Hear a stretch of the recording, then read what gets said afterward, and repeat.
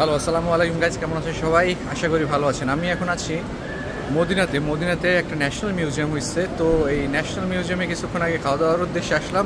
মিউজিয়ামের আসলে ভিউদের architecture plus হচ্ছে যে হিস্টোরিক্যাল যেসব জিনিসপত্র আছে ওইগুলা এর আগের বার একবার দেখছিলাম, তো এইবার আসলে ওইটা দেখতে আসি নেই।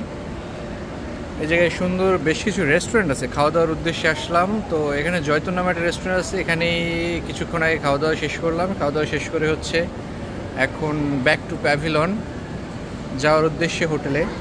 তো ভিডিওটা করার উদ্দেশ্য হচ্ছে একটা ইনডোরের মধ্যে ওরা কি বিশাল বিশাল খেজুর গাছ লাগাই রাখছে, জিনিসটা দেখানোর জন্য। প্রথমে আমি ভাবছিলাম যে খেজুর গাছগুলো মনে হয় নকল, আসলে না। কিছু কিছু খেজুর গাছে দেখলাম নতুন করে খেজুরও উঠছে এবং প্রত্যেকটা জীবন্ত খেজুর গাছ।